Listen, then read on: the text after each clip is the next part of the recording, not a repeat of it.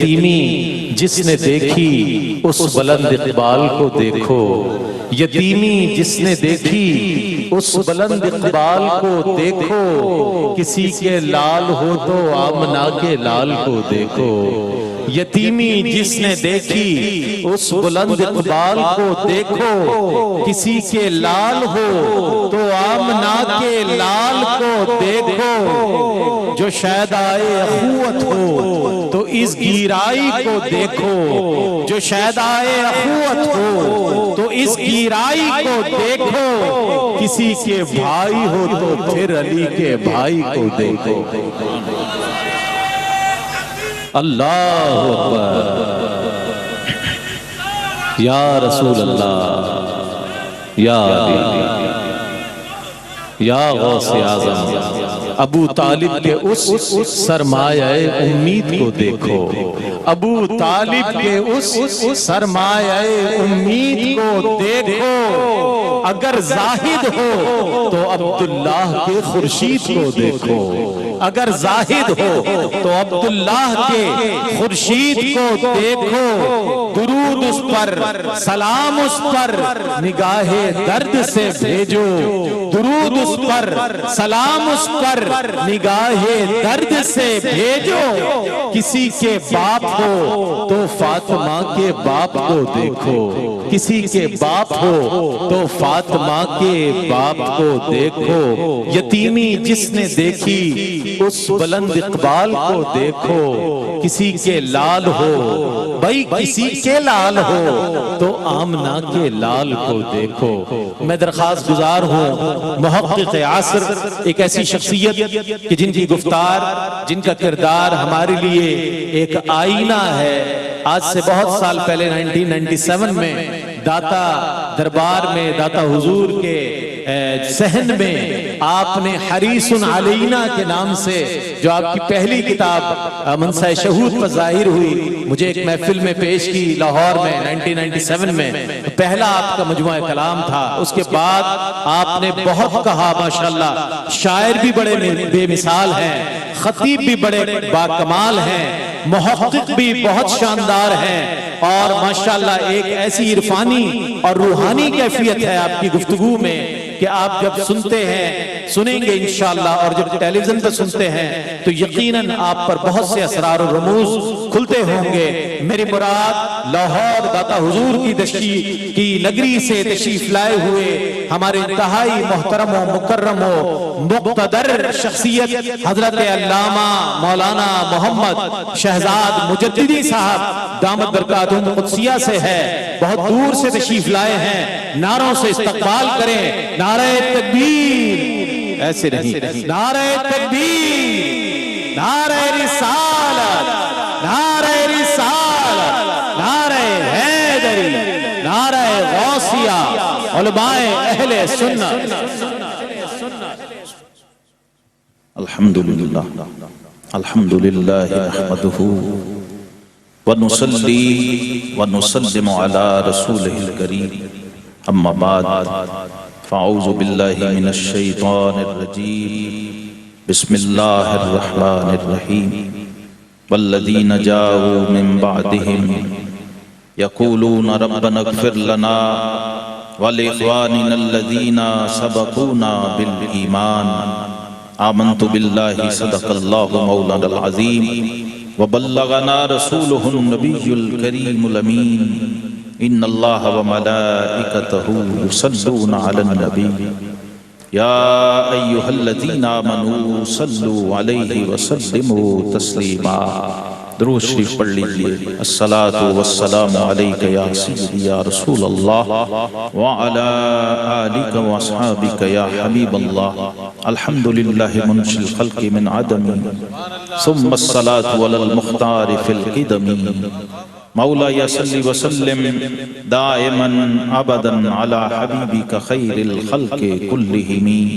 ما مدحت محمدا بمقالتی، ما مدحت محمدا بمقالتی، ولیکن مدحت مقالتی بمحمدی صلی اللہ علیہ وسلم۔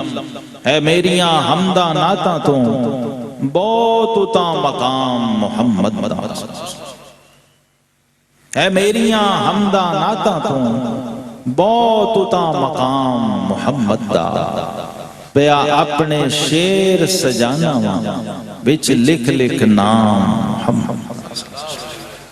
گرامی قدر چیئرمین ARY-QTV اس محفل کے میزبان اور روح و رواں اور محرک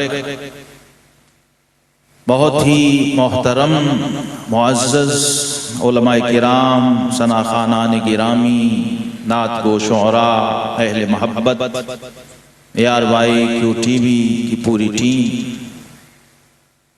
اور خاص طور پر برادر گرامی جناب ذوالفقار علی حسینی مرحوم رحمہ اللہ اور ان کے اہل خانہ، ان کی فیملی، ہم آپ سے تعزیت بھی کرتے ہیں اور آپ کو یہ بتاتے ہیں کہ آپ کے گھر کا ایک ایسا فرد دنیا سے گیا ہے جس کی تعزیت کرنے والے آپ گن نہیں سکتے، آپ ان کا شمار نہیں کر سکتے، اور پتہ نہیں کتنے واسطوں سے لوگ اظہار محبت کر رہے ہیں آپ کے گھر کے اس چشم و چراغ، آپ کے گھر کے اس عظیم فرد سے جس کو ابھی کہا گیا کہ آواز وقف ہوتی ہے، کچھ لوگ اپنی آواز کو وقف کرتے ہیں ثنائے مصطفیٰ صلی اللہ علیہ وسلم کے لیے، لیکن حاضرین کچھ آوازیں چنی جاتی ہیں ثنائے مصطفیٰ، بہت بڑا فرق ہے۔ صوفیہ کہتے ہیں ایک مرید ہوتا ہے، ایک مراد ہوتا ہے۔ مرید وہ ہوتا ہے جو چاہے، اور مراد وہ ہوتا ہے جسے چاہا جائے۔ مرید وہ ہوتا ہے جو جائے، اور مراد وہ ہوتا ہے جس کو لے جایا جائے۔ مرید وہ ہوتا ہے جو مانگے، اور مراد وہ ہوتا ہے جسے مانگا جائے۔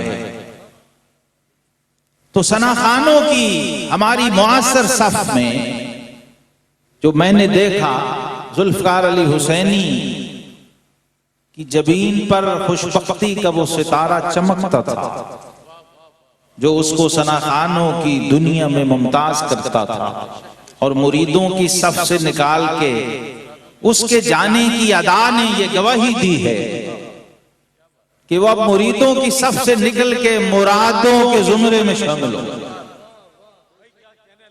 اب آج کا جو پروگرام ہے یہ اتنی بڑی گواہی ہے، یہ اتنی بڑی شہادت ہے، یہ محض یہ پارک نہیں ہے، آپ لوگ نہیں ہیں، ایک جہان ہے، ایک دنیا ہے۔ جناب سیدنا حسان بن ثابت رضی اللہ تعالیٰ عنہ سے شروع ہونے والی تحریک کا وہ رکن رکین تھا، وہ اس سلسلہ نعت کا فرد فرید تھا جو بارگاہ رسالت مآب صلی اللہ علیہ وسلم سے چلتا ہے۔ اور آج یہ منبر دیکھ کر مجھے اتنی خوشی ہوئی کہ آج 1400 سال پرانی سنت کو ARY نے زندہ کیا۔ سیدہ ام المومنین عائشہ صدیقہ رضی اللہ عنہ فرماتی ہیں کہ نبی رحمت امام الانبیاء والمرسلین صلی اللہ تعالی علیہ وسلم مسجد نبوی شریف میں خود منبر بچھایا کرتے تھے، اور جناب حسان بن ثابت اپنے ثنا خان سے فرماتے، حسان اس منبر پہ کھڑا ہو جا۔ یہ نعت محض اظہار عقیدت نہیں ہے، یہ عقیدے کا تحفظ بھی ہے۔ یہ نعت محض مستحب نہیں ہے، یہ محض نعت کسی درجے میں جا کے فرض عین ہو جاتی ہے۔ اور آج فرض کفایہ جو ہم سب کو یہ سعادت ملی ہے، جو ہم ادا کر رہے ہیں، یہ فرض کفایہ ہے ثنا خانوں کی دنیا کا۔ پتہ نہیں کتنے ثنا خان ہیں روئے زمین پر جو ذوالفقار علی حسینی مرحوم سے قلبی تعلق رکھتے ہیں۔ دیکھیے ہم ثنا خان سے محبت کیوں کرتے ہیں؟ کبھی سوچیے، ہم ثنا خانوں سے، نعت خان سے محبت کیوں کرتے ہیں؟ نعت لکھنے والے سے، نعت پڑھنے والے سے، حمد کرنے والے سے، حمد پڑھنے والے سے ہم محبت کیوں کرتے ہیں؟ حکیم الامت شاعر مشرق علامہ اقبال نے یہ عقدہ کھولا ہے، کہتے ہیں دل بمحبوب حجازی بستائیں، دل بمحبوب حجازی بستائیں، زی جہت با یک دیگر پیوستہ۔ کہتے ہیں لوگوں آؤ تمہیں بتاؤں کہ ہمارا اور تمہارا رشتہ کیا ہے۔ فرمایا وہ مرکزی نقطہ جو تمہیں اور ہمیں ایک لڑی میں پروتا ہے اور آپس میں جوڑتا ہے اور وابستہ کرتا ہے، وہ نقطہ کیا ہے؟ تمہارا اور ہمارا محبوب سانجھا ہے۔ یہ وہ محبت کا نقطہ اشتراک ہے کہ تمہارا اور میرا مرکز ایمان ایک ہے۔ اس نقطے کو سمجھیے، اس نقطہ وحدت کو سمجھیے، اور پھر ذرا ثنا خانی کی اس تحریک کی تاریخ پہ جائیے تو آپ کو اپنے مقدر پہ رشک آئے گا۔ آج میں ذوالفقار علی حسینی کی روح کے ایصال ثواب کے لیے تاریخ نعت کا ایک چھوٹا سا باب بس آپ کے سامنے رکھوں گا تاکہ پوری دنیا کے لوگ جو اہل نعت ہیں، جو اہل محبت ہیں، جو وابستگان مدحت ہیں، انہیں یہ سمجھ آ جائے کہ یہ محض رسم یا محض فارمیلٹی یا محض چند جذبات عقیدت کا اظہار نہیں ہے۔ قرآن و سنت کی نصوص کو آپ دیکھیے تو پھر آپ کو پتا چلے کہ اس ممبر اور اس پہ جو بیٹھ کے ثنا خوانی کرتا اس کا مقام کیا ہے۔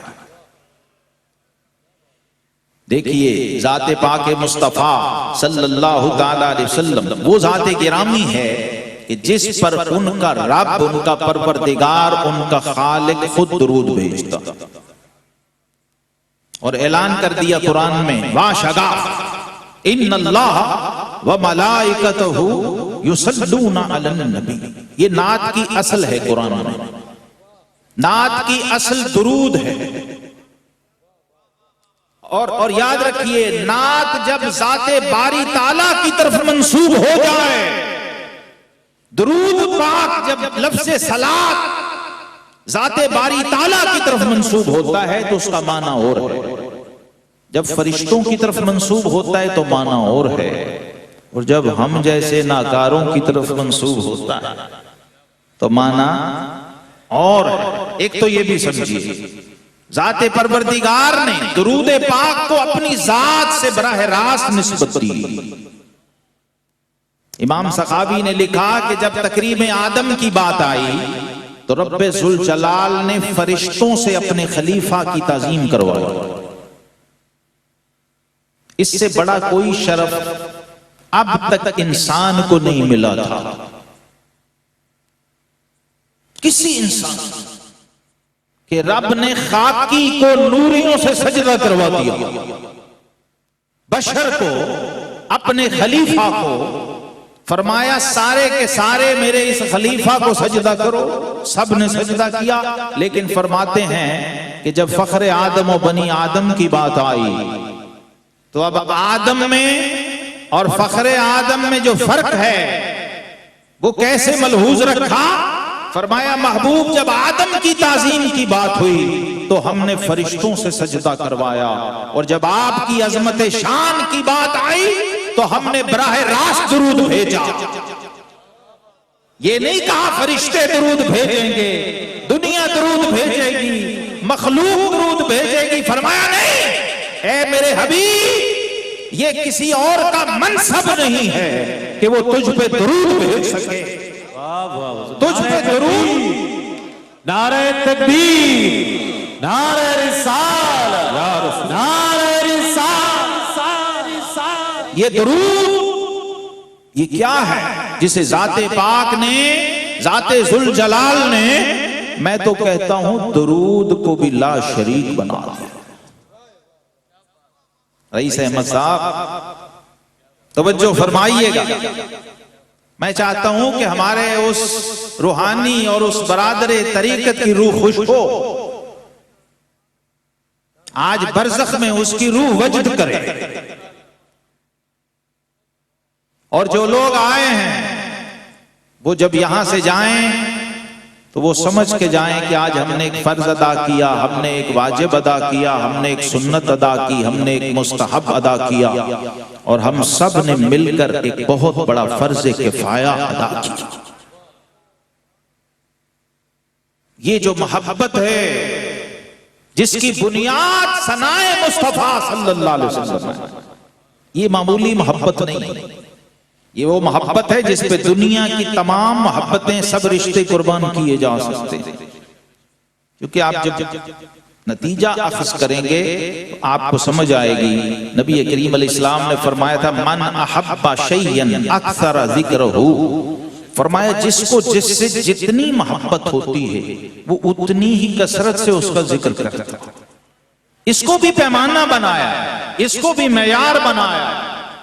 کوئی ایسا ہے کہ اس سے کہنا پڑتا ہے کہ کہو سبحان اللہ، اور کوئی ایسا ہے کہ وہ انتظار میں ہوتا ہے کہ کب کہوں سبحان اللہ، اور کوئی ایسا بھی ہوتا ہے کہ وہ انتظار میں نہیں رہتا، اسے پتا ہے کہ سبحان ہر لحظہ ہر لمحہ سن رہا ہے، دیکھ رہا ہے، اور جانتا ہے کہ میرا بندہ کہہ رہا ہے۔ یہ جو جنت کا درخت ہے نا حاضرین، سامعین، ناظرین، یہ صرف اسی سبحان اللہ پہ ملتا ہے جو سبحان کے لیے نکلتی ہے۔ تو سبحان نے ایک جلوہ ایسا دکھایا کہ محبوب دیکھیں گے تو یہ تجھے، لیکن کہیں گے سبحان اللہ ما اجملکا ما احسنکا ما اکرمکا۔ یہ وہ مرکزی نکتہ ہے۔ رب کریم نے اپنے محبوب کریم علیہ السلام کو جو یہ اختصاص عطا کیا ہے، جب یہ آیت اتری تو امیر المومنین خلیفۃ الرسول بلا فصل رئیس الصدیقین امام الصحابہ سیدنا ابو بکر صدیق گھر سے جھومتے ہوئے نکلے تھے۔ یار غار و مزار اس آیت کے نزول پر، آیتیں تو ہزاروں اتری، لیکن جب یہ آیت آئی، آیت درود آئی شعبان المعظم کے مہینے میں، ان اللہ وملائکتہ یصلون علی النبی، تو یار غار بارگاہ رسالت میں گئے، کہا حضور آپ کو مبارک ہو کہ آج رب نے آپ پہ وہ آیت اتاری ہے جو 1,34,000 نبی و رسول میں سے کبھی کسی پہ نہیں اتاری۔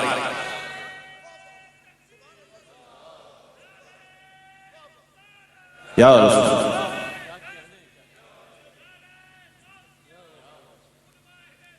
اب قربان جائیے اس فخر صداقت اور رشک صداقت کی فراست پر۔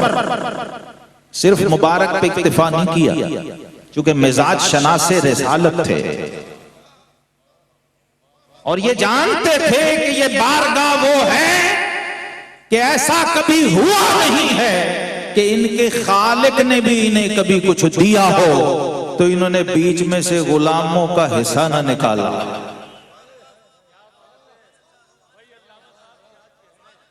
حاضرین گرامی، ابھی امت جانتی نہیں ہے درود کیا ہے۔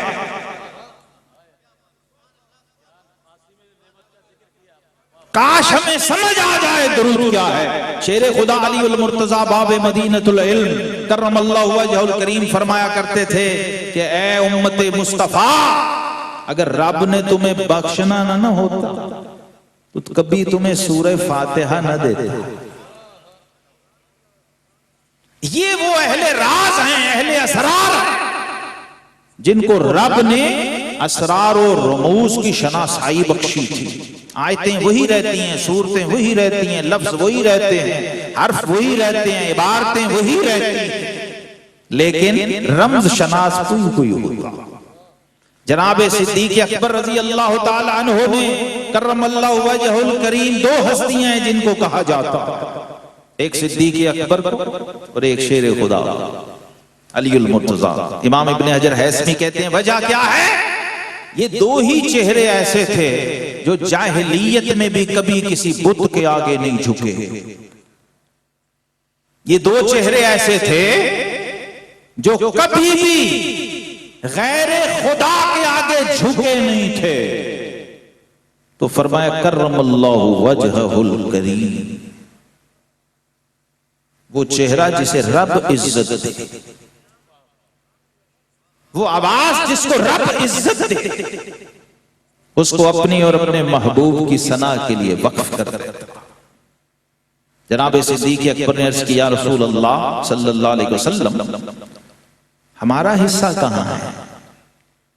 ان اللہ و ملائکتہ یصلون علی النبی میں ہمارا حصہ تو رب کریم نے محبوب سے پہلے پھر قرآن اتارا، پھر جبریل امین کو بھیجا اور فرمایا جبریل میرے حبیب سے کہہ دے هو الذی یصلی علیکم و ملائکتہ لیخرجکم من الظلمات الی النور۔ اے میرے حبیب کے غلاموں، تم میرے محبوب پہ درود بھیج کے تو دیکھو، جب تم میرے حبیب پہ ایک بار درود بھیجو گے، میں تمہارا رب ہو کہ تم پہ 10 بار درود بھیجو، اللہ بھی تم پہ درود بھیجے گا اور اللہ کے فرشتے بھی تم پہ درود بھیجیں گے۔ جب ایک بار بھیجو گے تو کم از کم اللہ کی 10 رحمتیں تم پہ اتریں گی۔ جسے یہ نقطہ، یہ عقدہ سمجھ آ گیا کہ یہ درود پاک کیا ہے، وہ اللہ کے محبوب علیہ السلام کے ذکر میں فنا ہو گئے۔ آقا کریم علیہ السلام کے ذکر کی حقیقت کھل گئی جناب سیدنا حسان بن ثابت رضی اللہ تعالی عنہ پر۔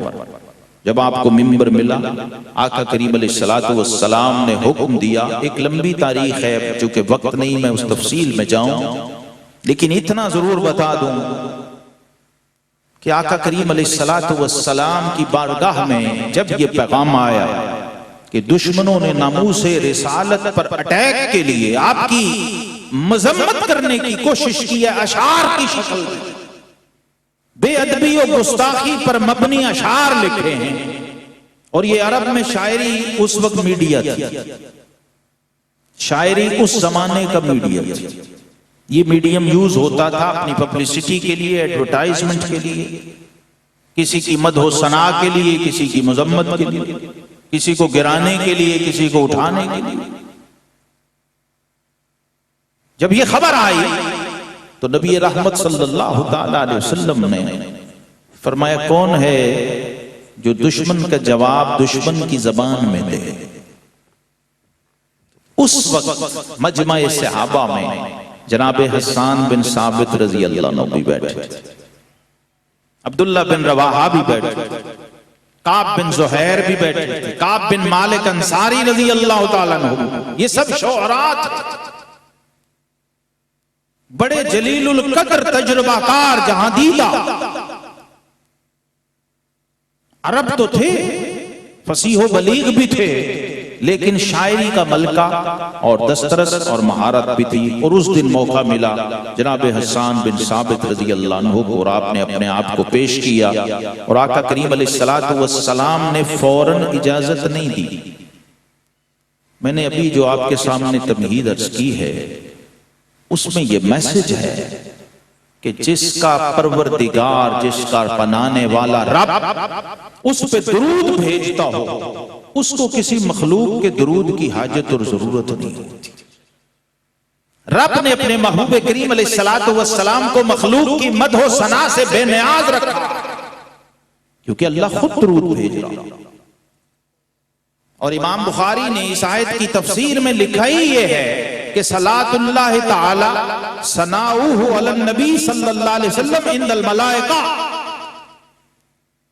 اللہ کا درود کیا ہے؟ یہ تو سب نے سنا ہے، اللہ کا درود، اللہ درود بھیجتا ہے۔ اللہ کا درود کیا؟ تمام اکابر اجلاء علماء نے اس قول کو سب سے اوپر رکھا ترجیحاً۔ اللہ کا درود کیا ہے؟ اللہ اپنے محبوب کریم علیہ السلام کی تعریف و ثنا فرماتا ہے ملائکہ کے مجمع میں، یہ اللہ کا درود ہے۔ اس میں غور طلب، عند الملائکہ، اللہ تنہا بھی تو اپنے محبوب کی تعریفیں کر سکتا تھا، اللہ کے ہوتے کسی کی کمی تو نہیں تھی، لیکن خالق کائنات نے اس کا اظہار چاہا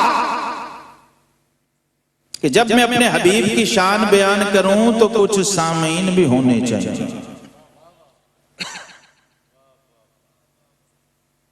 اور رب نے سامعین وہ چنے جو تھکتے نہیں ہیں،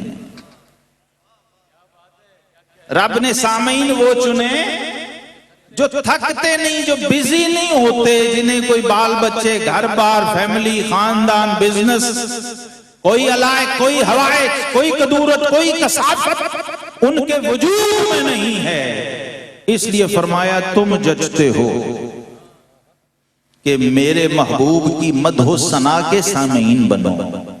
یہ ہماری ٹریننگ کے لیے رکھا، ہماری تربیت کے لیے رکھا۔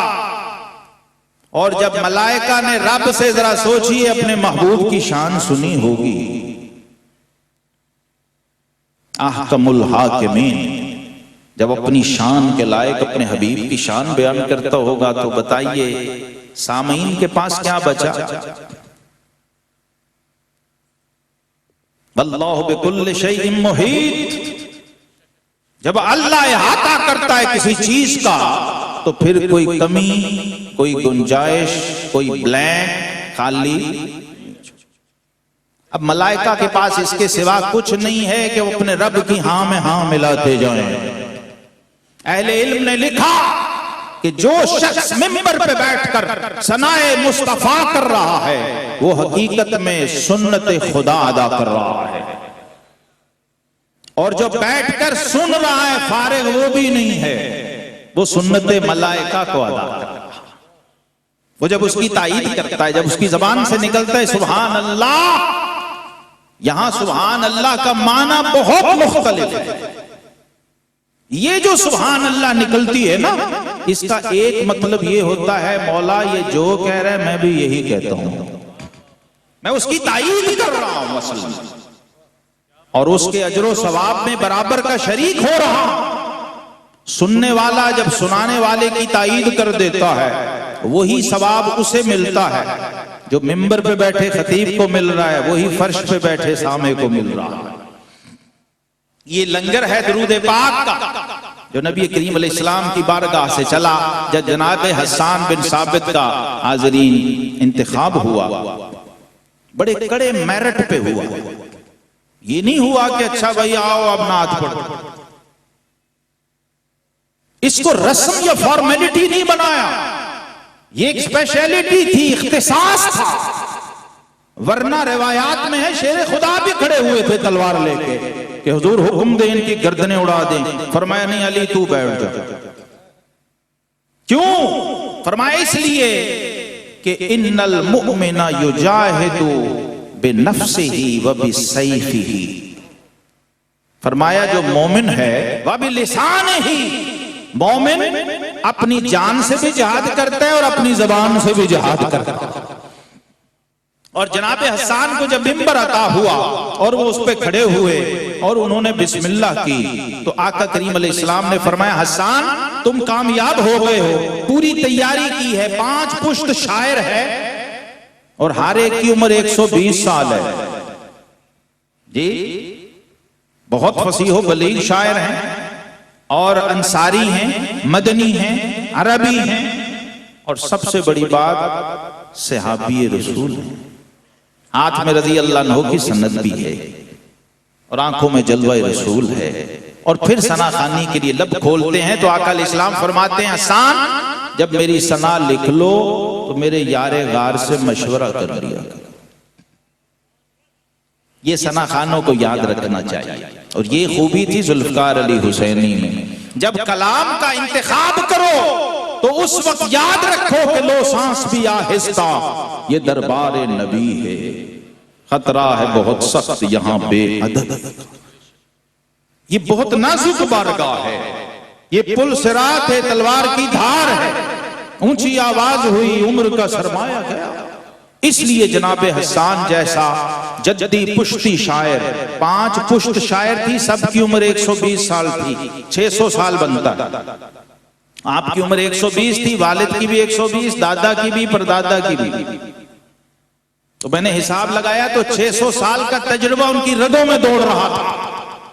لیکن جب ممبر پہ کھڑے ہوئے کہا وَأَحْسَنُ مِنْكَ لَمْ تَرَ قَطُّ عَيْنِي وَأَجْمَلُ مِنْكَ لَمْ تَلِدِ النِّسَاءُ، حضور آپ جیسا حسین نہ حسان کی آنکھ نے دیکھا نہ کسی انسان کی آنکھ نے دیکھا، وَأَجْمَلُ مِنْكَ لَمْ تَلِدِ النِّسَاءُ، اور حضور کوئی دیکھتا کیسے جب کسی ماں نے ایسا لال جنا ہی نہیں، خُلِقْتَ مُبَرًّا مِنْ كُلِّ عَيْبٍ، اور آقا کوئی ماں جنتی کیسے جب خالق نے ایسا بنایا ہی نہیں، کَأَنَّكَ قَدْ خُلِقْتَ كَمَا تَشَاءُ، اور ایسا لگتا ہے کہ آپ کے بنانے والے نے آپ کو آپ سے پوچھ پوچھ کے بنایا ہے، آپ کی مرضی کے مطابق بنایا ہے۔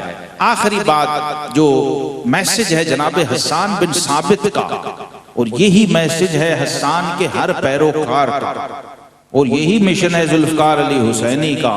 جب آپ نے سب نعتیں پڑھ لی، سب قصیدے پیش کر دیے، تو کیا کہا؟ عرض کرتے ہیں ما مدحت محمد بمقالتی، کہتے ہیں یا رسول اللہ کل زندگی ثنا میں گزار کے مجھے یہ سمجھ آئی ہے کہ تیرے اوصاف کا ایک باب بھی پورا نہ ہوا، تیرے اوصاف کا ایک باب بھی پورا نہ ہوا، زندگیاں ختم ہوئیں اور قلم ٹوٹ گئے۔ کیا عرض کرتے ہیں کہ آقا یہ جو میں نعتیں پڑھتا ہوں اس سے آپ کی تعریف اور مدح و ثنا نہیں ہوتی، ولیکن مدحت مقالتی بمحمدی صلی اللہ علیہ وسلم، حضور میں تو محمد محمد کہہ کے اپنے مقالے کو سجا رہا۔ اب اس میں سے کیا اخذ کیا جناب حسان نے؟ اسی اسم گرامی میں سے، اسی اسم گرامی میں سے میں بالکل سمیٹتا ہوں بات کو، چونکہ یہ بات ایسی ہے کہ یہ تو ابھی ازل سے جاری ہے اور اب تک رہے گی۔ ہم تو وہی بات ہے جو جناب حسان نے کہی ہے کہ ہم بھی اپنا نام لکھوا رہے ہیں، آقا کریم علیہ السلام کے ثنا خوانوں۔ آپ نے فرمایا وَلَٰكِن مَدَحْتُ مَقَالَتِي بِمُحَمَّدِ صلی اللہ علیہ وسلم، حضور میں آپ کی مدح و ثنا اور آپ کی تعریف نہیں کرتا بلکہ آپ کی مدح کر کر کے اپنے کلام کو سجاتا ہوں۔ ہر ثنا خان کا یہ عقیدہ ہے اور یہ ہونا چاہیے کہ میں آپ کی ثنا کے قابل نہیں ہوں، نہ میں آپ کی ثنا کر رہا ہوں، بلکہ حقیقت کیا ہے جب ذات باری تعالیٰ سے صلات منسوب ہوئی تو یہ مدح و ثنا بنی، جب ملائکہ سے منسوب ہوئی تو یہ خدمت درود بنی، اور جب بندوں سے انسانوں سے منسوب ہوئی تو کیا ہوا؟ ان اللہ و ملائکتہ یصلون علی النبی یا ایھا الذین آمنوا صلوا علیہ وسلموا تسلیما۔ ایمان والو تم بھی صلاۃ و سلام۔ تو ایمان والوں نے کیا کیا؟ صحابہ کرام نے جب یہ آیت سنی بارگاہ رسالت میں آپ صلی اللہ علیہ وسلم میں پہنچے اور عرض کی کیف نصلی علیک فی صلاتنا یا رسول اللہ، حضور ہم کیسے اپنی نمازوں میں آپ پر صلاۃ بھیجیں؟ ذرا توجہ کیجئے، صلاۃ میں صلاۃ ہے جی، کہا حضور ہم اپنی صلاۃ میں آپ پر کیسے صلاۃ بھیجیں؟ بہت ہی ایک لطیف سا نکتہ ہے، کچھ لوگ ہوتے ہیں پارک میں بیٹھ کے بھی صلاۃ پڑھ رہے ہیں، مسجد میں بیٹھ کے بھی صلاۃ پڑھ رہے ہیں، لیکن کچھ لوگ ایسے ہیں نماز کے اندر صلاۃ پڑھ رہے ہیں اور وہاں کسی مسلک کسی فرقے کی کوئی قید نہیں ہے، وہاں کوئی نہیں کہتا کہ میرا یہ عقیدہ ہے اور یہ میرا عقیدہ نہیں ہے۔ جو نماز پہ ایمان رکھتا ہے اس کو صلاۃ بھیجنا پڑتی ہے اللہ کے محبوب علیہ السلام، اور اس کو اللہ نے اپنی صلاۃ اپنی عبادت کے اندر رکھا۔ امام عبد الوہاب شارانی لکھتے ہیں اس لیے رکھا تاکہ نمازی کو معبود بتائے کہ اے میرے عبد، اے میرے بندے، جب تو میری بارگاہ میں حاضری پیش کرنے آتا ہے تو میرا محبوب بھی وہی موجود ہوتا، اور ایسا ہو نہیں سکتا کہ تو سلام پھیر دے جب تک میرے حبیب پر سلام نہ پیش کر۔ میرے محبوب کو سلام کرنا یہ کرینہ ہے، یہ نماز کا کرینہ ہے کہ سلام پھیرنے سے پہلے اللہ کے حبیب علیہ السلام کو سلام پیش کرنا ہے، اور اگر نہ کیا تو اللہ سلام پھیرنے کی اجازت نہیں دیتا،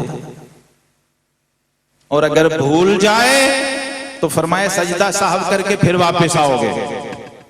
میرے محبوب پر صلات پڑھے بغیر نماز سے باہر نہیں جا. سلام بھی ہوگا صلات بھی ہوگی. تو آقا کریم علیہ السلام نے جو تعلیم دی اس میں ہمارے لیے بہت بڑا پیغام ہے. فرمایا صحابہ تم یہ کہا کرو اللہم صلی علی محمد وعلی آل محمد کما صلیت علی ابراہیم وعلی آل ابراہیم انک حمید مجید. اس کے پہلے لفظ کے ترجمے پہ آپ نے غور کرنا ہے تو آپ کو سمجھ آ جائے گی کہ ہم کتنے پانی میں ہیں اور ہماری اوقات کیا ہے. درود پاک کی شان کتنی بلند ہے اور ہم کہاں کھڑے ہیں. رب نے کہا ایمان والو میرے محبوب پہ درود و سلام بھیجو. ہم نے کیا کہا اللہم صلی علی محمد. ترجمہ سب کو معلوم ہے. اے اللہ تو درود بھیج محمد صلی اللہ علیہ وسلم. اللہ نے تو ہمیں کہا تھا نا اور ہم نے پلٹ کے اللہ سے کہہ دیا. صاحب درود نے یہ سکھایا کہ یہ تمہارا منصب نہیں ہے, بس تم میرے رب سے کہہ دیا کرو کہ مولا کریم تو اپنے حبیب پہ درود بھیج کیونکہ یہ تیرے شایان شان ہے. تو ہی اس محبوب پہ درود بھیج سکتا ہے. یہ وجہ تھی کہ جناب حسان سے لے کے پیر مہر علی شاہ تک اور امام احمد رضا بریلوی تک ہر بڑے امام نے یہ بات تسلیم کی کہ لا یمکن الثناء کما کان حقہ بعد از خدا بزرگ توئی. قصہ مختصر. حقیقت یہ ہے کہ جو شخص اس مدح و ثنا کے وظیفے میں مشغول ہے حقیقت میں وہ اپنی نجات, اپنی فلاح اور اپنی عاقبت کو سنوار رہا ہوتا ہے. رب کریم ہمیں اس مدحت پر اور اس نسبت پر استقامت کی دولت عطا فرمائے اور ذوالفقار علی حسینی مرحوم ان کے درجات کو اور بلند کرے اور ان کی اس آواز کو اور اس سلسلہ مدحت کو ان کے لیے صدقہ جاریہ بنائے. وآخر دعوانا ان الحمدللہ رب العالمین.